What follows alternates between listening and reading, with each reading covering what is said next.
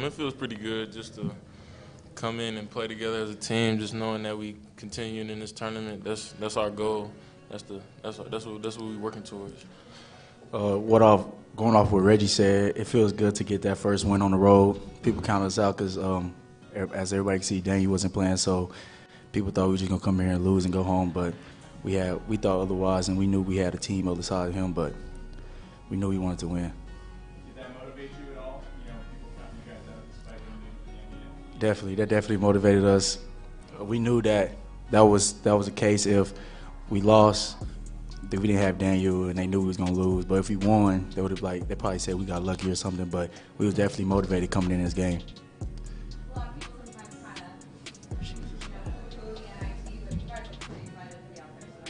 Yeah, Coach A, he told us the same thing. He said, I know you guys wanted to play in the NCAA tournament, the dance, but he said the NIT is a great experience because we're a young team. Just to be playing in the postseason, we just can get the experience and get all the playing time we can. I'm just happy to still be playing. Oh, yeah. It was exciting playing a different team from a different conference, just a different competition. The SEC is tough, but they were a good team. We just came out to play. How important was it for you guys to get off to a quick start and get 5 3-pointers that you did in the first 5-10 minutes of the game? That was the key to come on a good start because we knew that if we came out hard, they'd have to match our energy. And today they didn't match our energy. We started off real fast, and they couldn't play with our speed. So when they tried to keep up, they got tired during the game.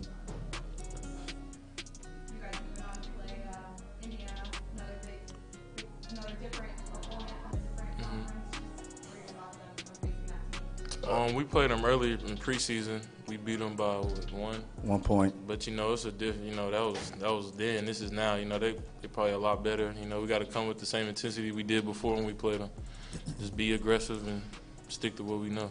Definitely agree with you. Welcome back. It's our Wednesday edition of On the Hill with Pat Jenkins Sports Talk Radio. As a real big show, Arkansas moves on in their first round of the NIT as Arkansas was able to oust Providence and come out victorious, 84-72 final score.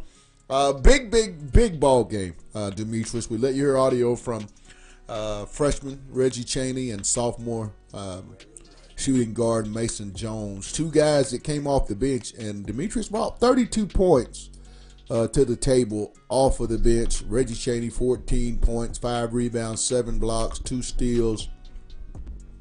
Big boy game, and that's something I think we talked about here on the show yesterday as we were looking to see which players stepped up, and I thought Reggie stepped up in a major way, and also Gabe Osaborn played quite well.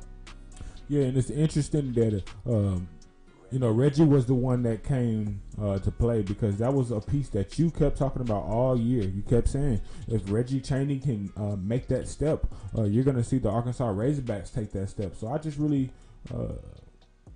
I see that you really do understand this team and understand that it's a young team, and you've made me a believer in the parts that they have. I still do think they need a lot more. Oh, absolutely. But I think they have workable pieces already here on campus. It's just really, like you keep saying, getting that experience. Yeah, I mean, you look at this team, and it was never, Demetrius, and you and I always talked about it in the ride into work each and every day. It wasn't about the lack of talent. Anyone that watched this body of work and watched this season saw this team be in a lot of close ball games. There, the latter 4-5 minutes, for whatever reason, they would have a turnover or a charge, or it would be a certain situation that would just snowball. And sometimes with a young team, when the adversity hits you, you don't respond as you might 2 years down the road when you're a junior or a senior.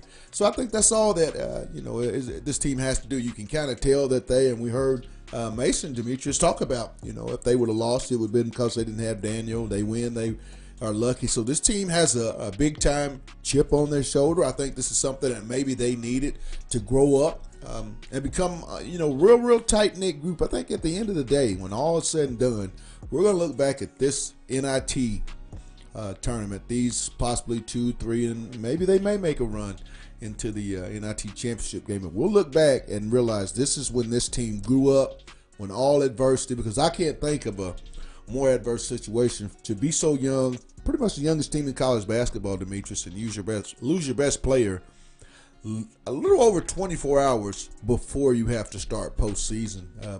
Against a team that you had never played, had no video on. I mean, that speaks for these kids and their resilience and their toughness. Yeah, I think the biggest piece was like we were talking off air. A lot of people were upset about Daniel Gafford, but yesterday we mentioned that he did what was best for him.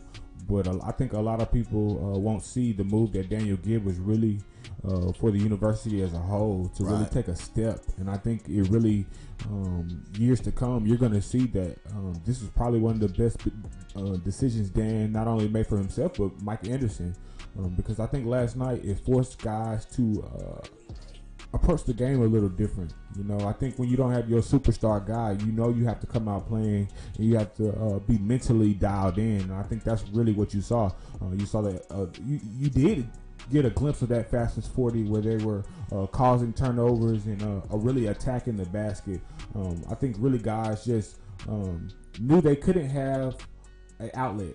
Sometimes when you have that superstar, well, I'm expecting him to get the ball or I'm expecting him to score 30 points a night, but when you don't have that guy, you have to start looking at each other and finding that guy, and not only guys around you, but yourself.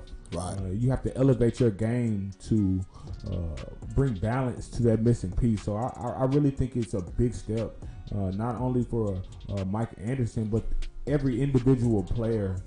Because there was guys off the bench. I can't really think of his name. What, 24? I want to say was his name. Ethan Henderson. Yeah, he had a great game. There was plays where I think he could have been used a little bit more in the season. But again, I think last night was a huge step for every player and coach on that team. They did seem dialed in from the moment you look out there and there's no Daniel in the jump circle. Gabe takes the jump. They win the jump. And Arkansas, from the onset, they just started being in attack mode. And I felt like they were really connected. The energy level was, at a level that I hadn't seen. And they did, Demetrius. They looked like they were a team that had a chip on their shoulder and showed up to Providence, Rhode Island with something to prove. And that they could play and be a good team, with or without Daniel Gafford. I think Daniel Daniel Gafford might have been the happiest guy in all of the United States down in Miami, watching his, former brothers and teammates go out and play with such a passion and a purpose. Because I really felt, it showed the fan base that there's talent here. If you can, and like we talk about, if you can add some older pieces to this already good collection of young talent, I think Arkansas, next year I anticipate this team and the women's both. I'll say it here, March 20th. 2019, that both the men's and women's team this time next year will be in NCAA tournament play. Not NIT, but NCAA tournament play. And they'll both be rated or seeded higher than a 9 seed. How's that? Now, I won't bow down. People are going to hold my feet to the fire. But I say it again, on March 20th. What time is it, D? It's March 20th, 2019. Arkansas's men's and women's basketball teams will be in the NCAA postseason tournament this time next year. There I had it. I said it. And I think not only the men getting that dub last night I think it just validated Dan's move again. Right. I think we just keep.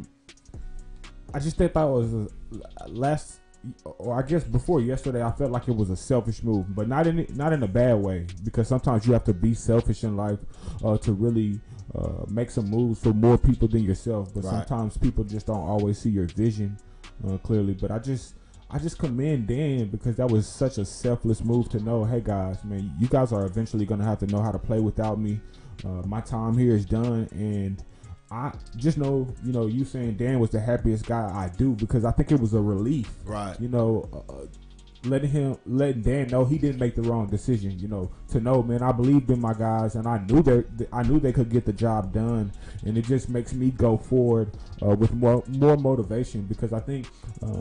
With Dan watching those guys have success, that's on his mind. That's going to be on his mind, training, getting ready for the NBA. So, like I said, I wish everybody success. I think it was the best move for everybody across the board. Well, we're going to take a quick break, and if you want to call in this next segment, we're going to let you hear audio from Coach Mike Anderson post Providence in their big 84-72 win. And then if you want to call in, you can reach us at the 1:15 and the 1:45 hour, 479-601-7400. The topics of today is, are you surprised at Arkansas's outcome? What were you realistically anticipating in the men's first round NIT ball game? And is there talent after watching the game? Call us and let us know what you have to say. But we're going to take a break and let you hear Coach Anderson. But before that, there's a few more blurbs from the players, Mason Jones and Reggie Chaney. It's On the Hill with Pat Jenkins on KDSJ 479.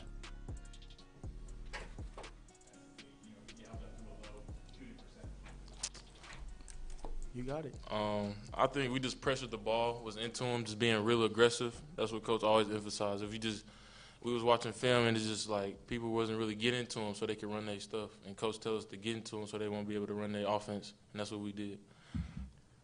We affected them with pressure. The game plan was to come in and pressure them because when we watch them on film, like Reggie said, the Big East teams wasn't really pressuring them like we could. So the key was just to come in, pressure them, defend them, make them shoot jump shots over us instead of try to beat us going inside. Because as we played the game, they was really trying to give number 0 the ball. They wanted to give it to him every play. So we just went with the game plan, double team, make somebody else beat us, and he didn't beat us.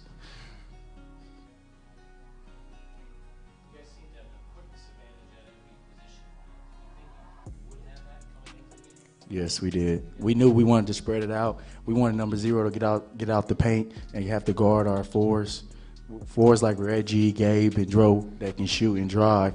We knew that was going to affect their defense. So when they helped them, they got us open on the back cuts, open threes. So that was definitely game plan to come in and just outrun them, get them tired, and just keep pushing the pedal.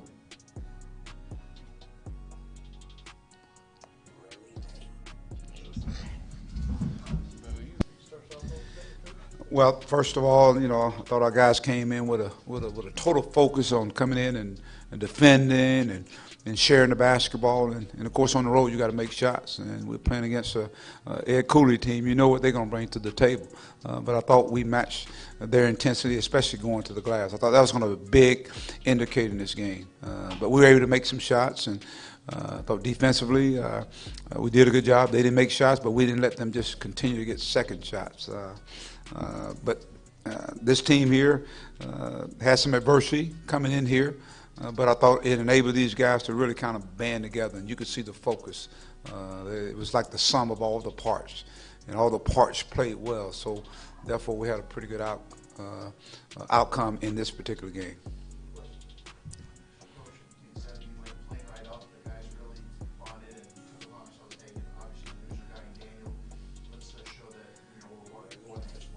Yeah, we talked about being the ultimate team, and we are. We are the ultimate team. There are some games where Daniel was not in that.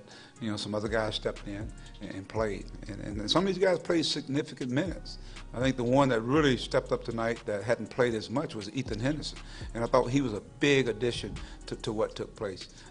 But you got a chance to see some of the other individuals talents that some of these guys bring to the table. You know, they may not be the most talented group, but I think what they bring to the table, you put it collectively, and they become a pretty good team. Had 19 assists. Thought our guards did a good job of getting there, rebound the basketball. We shared the basketball. We spread the floor. And so, but the thing I was really impressed was defensively, coming up with a lot of loose balls, rebound the basketball, and again, and one thing about Providence, they're not going to go away. They got a lot of good players. So we shot the ball well, and you got to shoot the ball well on the road. Speaking of shooting the ball well, they were scheduled the three-point line for this tournament. I assume your concerns were that you guys would care, but we'll leave pretty quickly. Yeah, I was concerned about it. I know we got some guys who got some pretty good range, but you always wonder. And not only that, with Dan leaving out, you never know, how your guys going to come out. And you're on the road, you're playing in a tournament. That first game is always the most important game. And but our guys came out focused. I thought they did. They came out and they took the game plan and put it in effect early on. Welcome back into our Wednesday edition of On the Hill with Pat Jenkins Sports Talk Radio. It's our March 20th edition. Dang, Demetrius, it's March the 20th, 2019. I mean, this year is like zooming, ain't it? Yeah, it really is. I got a birthday next week, so it still hasn't hit me. I'm going to be 27, so yeah, it is going kind of. That's right, you got a birthday coming up next week, don't you? Yeah. Ooh, how old will it be? What number? 27. Ooh, you getting up there, young man. Getting up there. McAllister? Was Deuce McAllister, was he 25 or 27? Oh, so you still in chapter 2, page 7? That what it is? I guess you can say that. You 3 chapters away from chapter 3 pages. That's all. No, yeah, 2 pages. 2 pages. Well, anyway, we let you hear audio from Coach Mike Anderson. The 84-72 win. I can't say enough about how excited and how proud I am to watch these young men, these 18, 19-year-old kids, have to face the adversity that they faced. To be ridiculed by the state and the fan base, and I'm just going to put it out there. I watched social media last night, and there wasn't a lot of congratulatory for these young men. These men go out every day. They put that uniform on, and you want loyalty as a Razorback fan base. I asked this fan base to step up and prove your loyalty. Demetrius, I watched a fan base earlier in football season that was 0-7 that had 90,000. You know where that place was? Lincoln, Nebraska, and it was very, very cold. The same weekend, Arkansas was playing the Tulsa Golden Hurricane, sunny weather, and had 42,000 people. Now, if you want to, as a fan base, talk about these guys landing on the line and playing hard, you need to fill up the seats, be it wherever, men's and women's sports. Tomorrow night will be a good example, Demetrius. The young ladies are taking the court. As you move on in the WNIT or NIT, it's about attendance. Set the attendance record. You talk about being the best fan base. You're on the clock. The University of Arkansas fan base is officially on the clock with Pat Jenkins and On the Hill Sports Talk Radio. I want to see, Demetrius. I'm curious. Yeah, because I see these young men and women playing hard and representing the state, but I want the fan bases to come and coach and cheer hard. How about that? Yeah, I mean, I will say this is a very, I'm just going to come out and say, this is a bandwagon fan base. Wine and cheese. Yeah, I liken them, Demetrius. I liken this fan base, and I'll use this analogy. Have you ever rode on a bus that was full? And when the bus goes empty, there's this other bus that comes by, and you don't want to push the empty bus, so the bus that's full, you jump on it and you ride off. That's this fan base. This fan base, and I have to say it how I feel. It's only my opinion, like it or whatever. This fan base jumps around to what's hot. It seems that the softball team, the baseball team are hot. Chad Morris is the new coach in town. He's hot. He had a great class. Our women's team is starting to make. But I remember, Demetrius, because I've covered this team, I can remember the days where there were nobody at the women's ball games, where there were nobody at the softball games. And I can remember 3 years ago when Dave Van Horn, the same coach that is doing a great job and has done it for years up to that season, they were calling for his job. So it's all about when we're good, we're there. When we're not, we're gone. It's about being loyal, fan base. Hunter Yurchek said it best. Win is one Razorback. Cheer is one Razorback. That's what you have to do. Do your part if you want these athletes at the University of Arkansas to do theirs. And I'll get off my soapbox and get back to the topics. But I just felt like that had to be said because there's so much negativity. I've had even recruits, Demetrius, tell me, I won't name names, about the negativity out of all the SEC fan bases. It had Arkansas was right at the top or near the top in the negativity that those players receive, and that's just not very good when you're asking the Chad Morrises and Mike Andersons and Neighbors and Van Horns and Diefuls and all these coaches on this campus to go out and recruit against so much negativity, Demetrius, from their own state. I mean, from their own state, not from other states, but from inside the borders of your state. Yeah. Pretty amazing. Yeah, it is.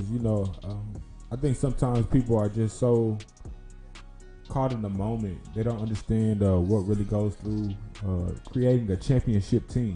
And they don't understand how competitive the SEC is and what people are willing to do to win in the SEC.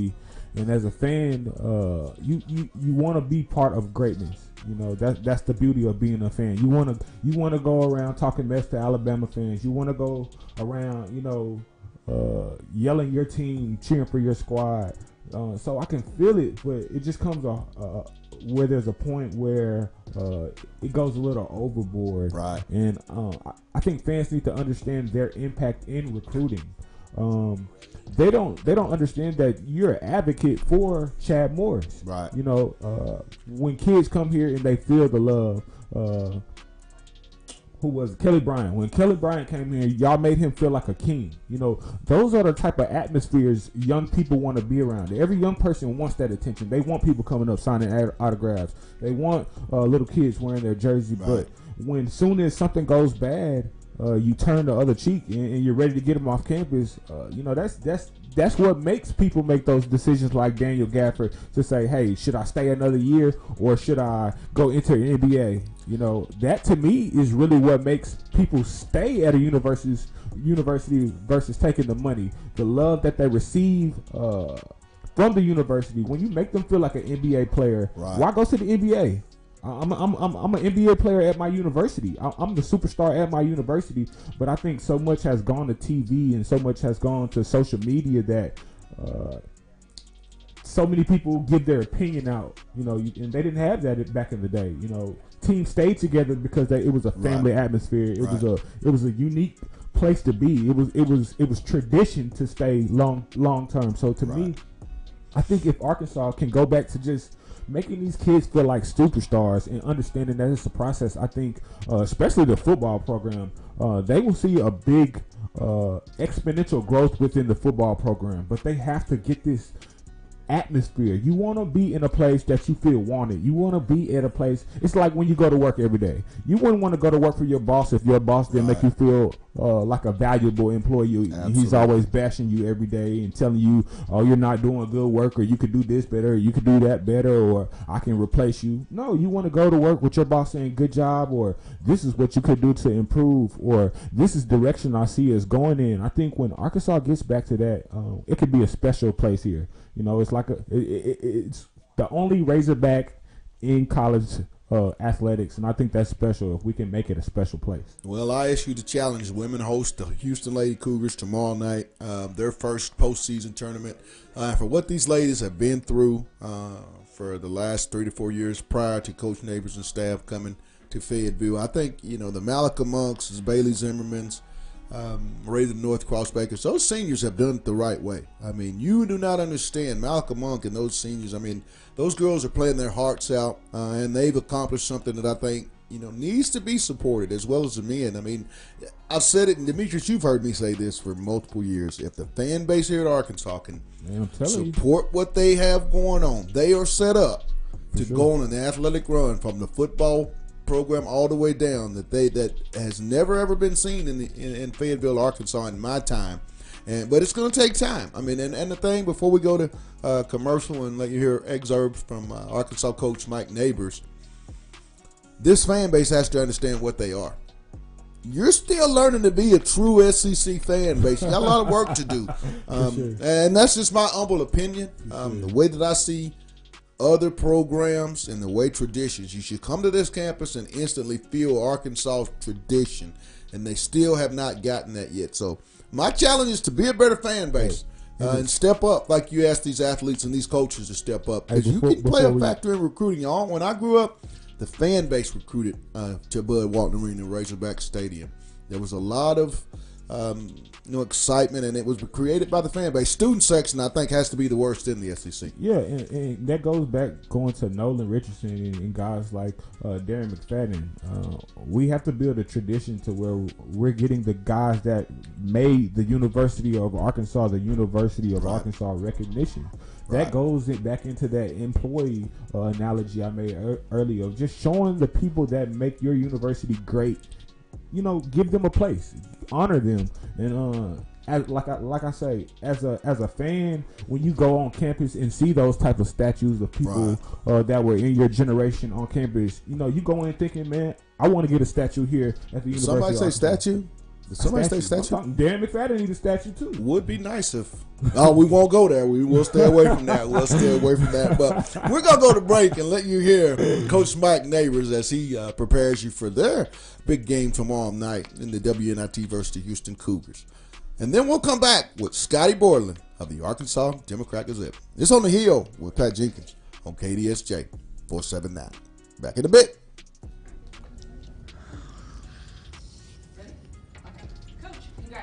Thanks. On year 2 and a postseason bid. Can you just kind of take us through what the thinking is and how you move forward this week? I mean, any press conference right after this SEC is either good news or bad news, so I'm glad it's good news that we have postseason. We obviously are, yesterday was a very strange day because of the way the bracket was released. A lot of emotions with it because we were so close. I've been told by many people we were the last team talked about. Frustrated in a lot of ways because the criteria that eliminated us from consideration against Tennessee was not then applied to other teams, the top wins. Tennessee in because of top wins, and yet we had more top wins than some of the teams that did get in. So we dealt with it. We talked about it. We were together. We did have a kind of a watch party, even though the bracket had been leaked and released.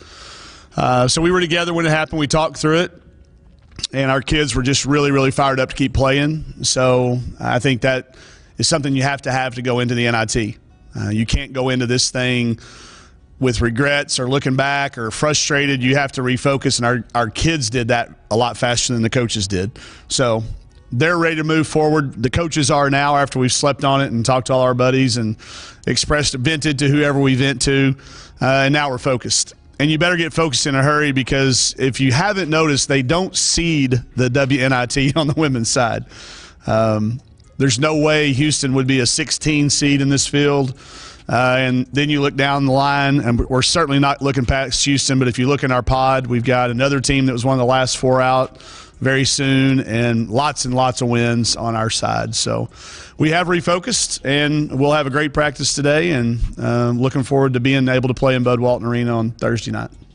So Mike, so based on, you feel like you were the last team left out of the NCAA tournament? That's what I was told. Do you feel like Tennessee got in more on their name? Maybe like if it was been some other school, like maybe you guys had a better resume, but they got in because they're Tennessee?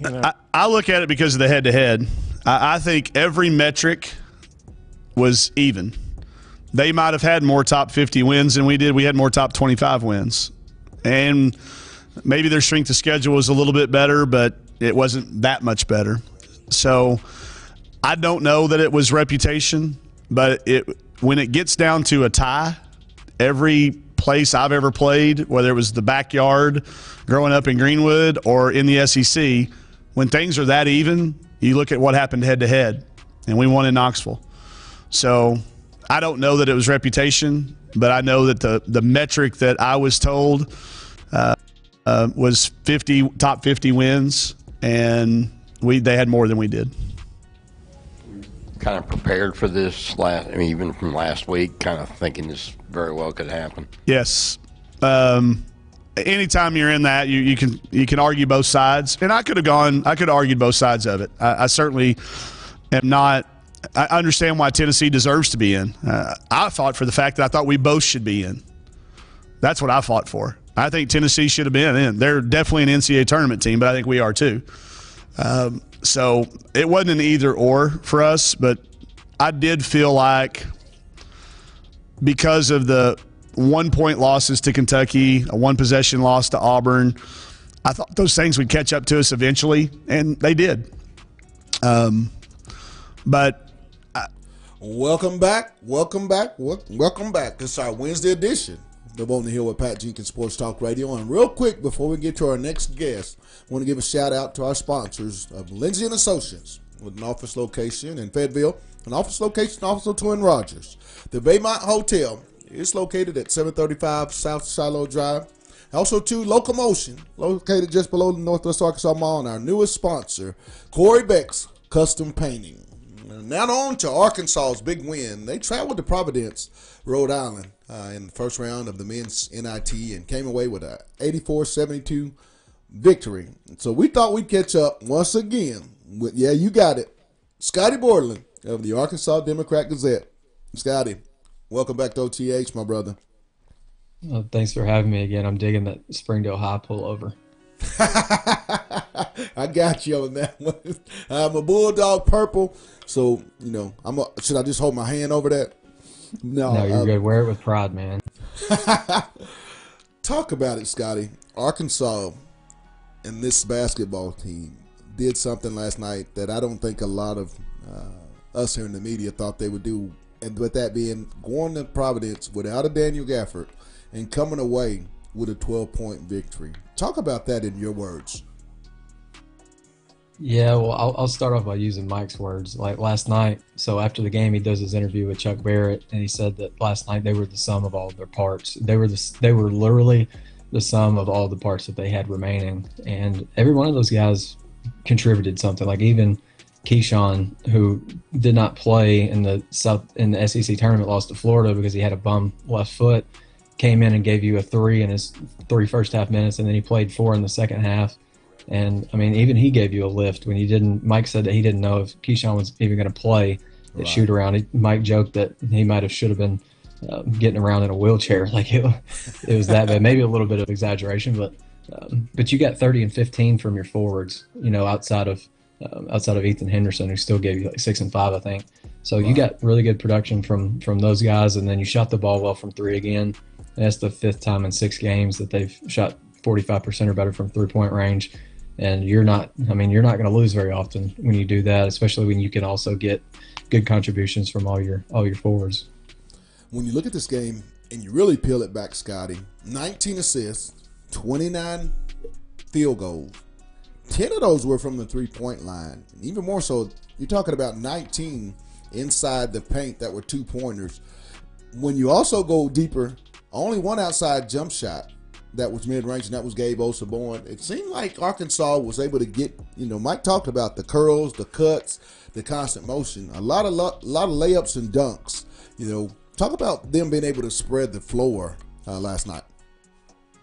Yeah, I think last night they kind of ran an offense that I thought they might use more, throughout the season before that point. But, last night the offense allowed them to get layups, dunks, and threes. Like, we talk about wanting those 4 guys to sometimes be able to knock down the perimeter shot, or at least a mid-range shot, and stretch a defense out. But those aren't always, like, we know that, like, Adjero and Reggie are kind of, they're liable to take some inefficient long twos. And but a lot of what you saw last night was just the basketball that you really want to see in play. Like, you're taking threes, good threes that aren't contested, and you're getting layups at the rim, and you'll take those shots any day of the week. And I loved how the floor was spaced last night, and it gave driving lanes to not only Jalen, who could get in. He can get by anybody. Let's not lie about it. He can get by anybody with that quickness, but he found guys who, after the initial attack, kind of crashed into the lane a little bit. That extended lane, I feel like it helped a little bit, because that's 4 more feet, 2 more feet on each side that defenders have to account for. And they kind of can't just kind of sit around the rim when you're playing 5 out. Something's got to give. So I love the offense that they ran last night. The spacing was fantastic. Reggie Chaney, is a guy that you and I and listeners have heard us talk about multiple times on the show. I felt like last night Reggie came out and didn't play like that freshman. Started to move forward. I think he's accepted the challenge that Daniel's gone. Talk about just how relaxed he looked last night, because I've never seen that type of energy. 14, 5, 7, 2. I mean, the guy played like a man possessed. Yeah, he was unbelievable last night. And, we talked on the phone earlier today, and I told you he's the third guy in program history to ever go for 14, 5 rebounds, and 7 blocks. That's that's absurd. And like the only other guys to do it's like Darian Townsend, and Dan did it twice in a 2-week span last February, I believe. So he did something pretty special last night, and that's just a guy that's given ample opportunity. Like we've always, like, I feel like me and you have always talked about how we'd like to see Reggie out there more.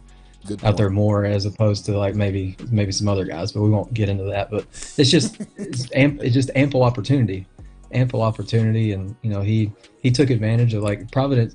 Let's not lie, like Providence's forward, like their forwards are not, that's not the greatest unit, but he took full advantage of that, and I think that's why you saw the 7 blocks. And he was ultra aggressive going at the rim, and even on shots that were missed, he was crashing the glass. And Mike even pointed to last night, Providence, I think, hit a 3 and cut the lead to, I think it was 13. And Mike said he kind of felt like momentum was maybe starting to switch back, and Reggie goes down and he tips in a shot, and that just kind of settles things back down. So he was all over the place. So that was fun to watch last night. When you look at this young team, one of the youngest teams in all of college basketball, to go through the adversity less than just a little over 24 hours from tip-off, you find out your best player won't be playing.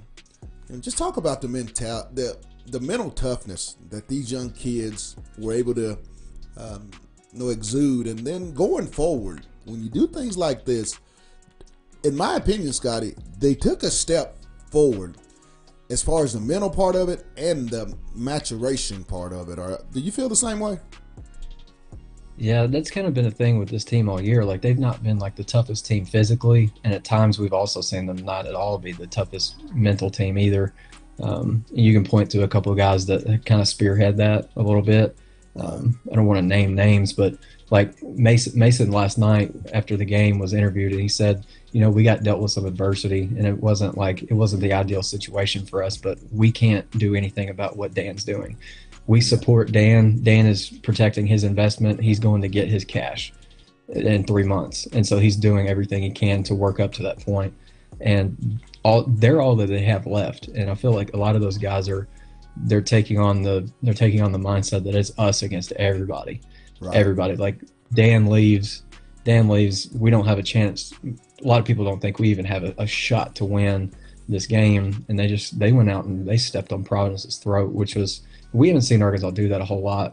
I mean, outside of Vanderbilt, we know how bad Vanderbilt is. But to beat like an average team, maybe a slightly below average team, the way that they did last night, they controlled it from the tip. They led from beginning to end for the first time in almost 4 months. Right. That was kind of promising. Well, as always, man, it's always solid having you on. I'm pretty sure. I don't know if Arkansas will be coming back, and we'll catch up with Mike with availability probably tomorrow. But if not, thanks for taking time out on the hill, my man. Yeah, you bet. Anytime for you, Pat. All right. That was Scotty Borderland. The Arkansas Democrat-Gazette does a great job. I always tell you, follow Scotty. All articles, you can catch it on WholeHogSports.com or NWAOnline.com. And you can also follow Scotty on Twitter at Scotty Borderland. Demetrius? We're about to show some audio highlights from this early season Indiana-Arkansas break where Daniel Gafford had 27. Daniel won't be there, but the majority of the team will be intact. And just curious to see how this game will go on Saturday. But we're going to let you take a walk back to that game early in the 2018 season. Then we'll come back and open up the phone lines. You want to talk about what you saw last night, the women's NIT, football? Give us a call. You can do so at 479-601-7400. This on the Hill with Pat Jenkins. Inside move by Jerron Davis. There you go. Langford now steps up on him. Joe kick, 3. Money, they're getting hot all of a sudden. Mason Jones buries that. Back-to-back threes. And a 5-point lead.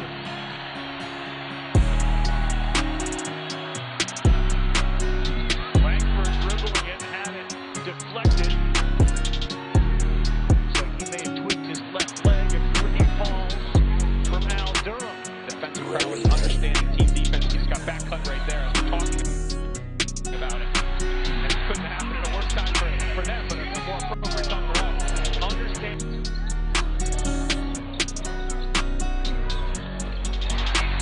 Really good job by Keyshawn for 6.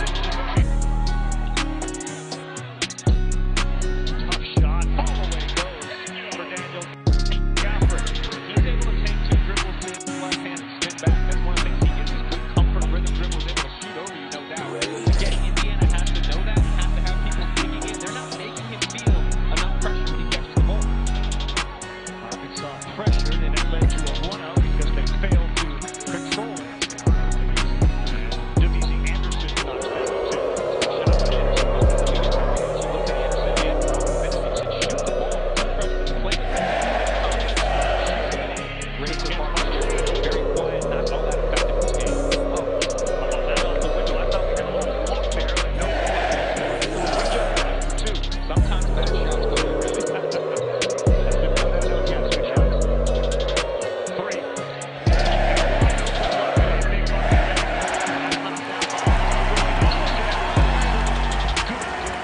Welcome back. It's our Wednesday edition of On the Hill with Pat Jenkins Sports Talk Radio. It's our March 20th edition of Pat Jenkins Sports Talk Radio here on KDSJ 479. We come to you live each and every day, Monday through Friday, for those that want to tune in. And like I said, you can reach us on our Facebook live stream with questions, any comments. Also, too, you can give us a call at 479-601-7400. We'll get you in. We have a few moments to take a few calls if you want to get in.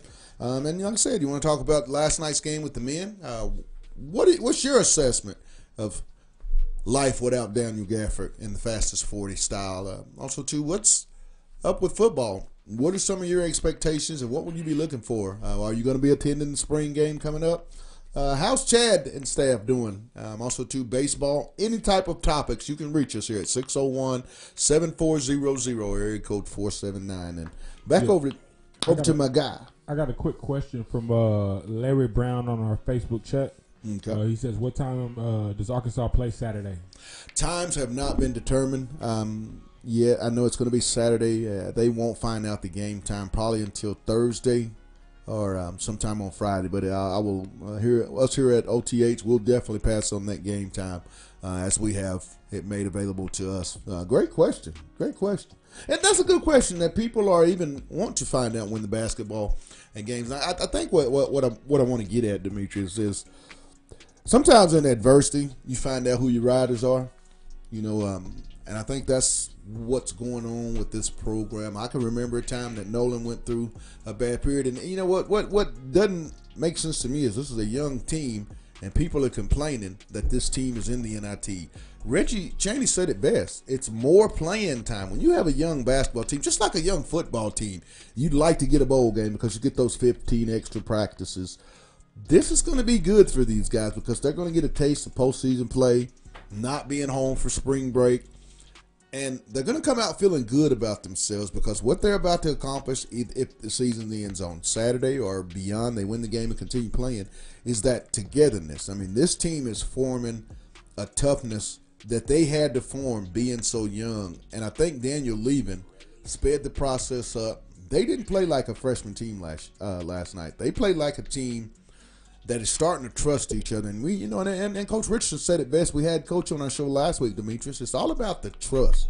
With the way they play, you have to trust your teammate. And I think that's what they showed last night. That was the most controlled team that I've seen that played fast, if you know what I mean. No, definitely. And I think the word you said was control, because there would be many times where we've stolen the ball and we're headed to make that transition, point, and we turn the ball over. Right. We kick the ball, we hit it off our foot, we missed the layup. So I think that was the perfect word to say was control. You see a different level of control out on the court. And I think, sometimes, again, not having that go-to guy will make you raise your ability because you know you're going to have to do things that you haven't been asked to do because you had an outlet. And like I said, I think Daniel not playing last night's game was one of the best things that we can say happened to this year's program because it benefited both parties in such a helpful way. Right. So, I enjoyed watching this version of them. It was a lot faster. They seem to be a little bit more athletic. Absolutely. The floor spacing was better. Now that Dan wasn't on the floor, you didn't have two guys double teaming Dan, and you had more lanes to cut to the basket. You seen guys attacking the basket. You even seen Isaiah Joe, taking the ball on the floor and not just settling for a jump shot because there was a lot more space. So to me, you're definitely going to see a growth in what they're able to do within the players on the court. It maybe won't be those easy inside buckets all the time, but I think they still have the ability to score, if not the same amount, more points just because they have the spacing that they really been needing all year. Kind of like a captain in a boat. He's doing all the rowing in that boat, but when that captain steps out of that boat, you got to have the guys that are behind the captain step up and keep that boat moving. And I think that's what, you saw last night. Daniel had moved out. And this team, you don't have your rim protector. Anything that you have on that particular night with all of college basketball, all the college basketball world looking at you, you had to step up because it was a test of the competitive spirit of this basketball team. And we have another comment from Saeed. He says they played with the edge because they felt they had something to prove. Right. And I think they did. And I think a guy that a lot of people are forgetting about that I'm gonna try to bring some light to is Adrio Bailey. Right. I think he had to step up with what they asked of him as a leader. Sometimes when you're a leader but you're not that go-to player, you maybe don't get the respect, or your voice doesn't hold as much weight as having that second guy that's a leader too and scores the points. So I think a lot of guys followed suit last night. They understood, okay, guys, there's a passing of the torch here, and we have to figure out who's going to be our captain of this ship now that the previous one has moved on. Right. And I think that's what made everybody, again, elevate their game. Lions of a pack stick together and they watch each other's back. Lions do that. And I think that's what this freshman class, they had to become lions last night. And they had to watch one another's back. They had to protect the circle. They had to go in there with a mindset and a focus. And I think, to Sai's question, I think this is going to be a good thing because now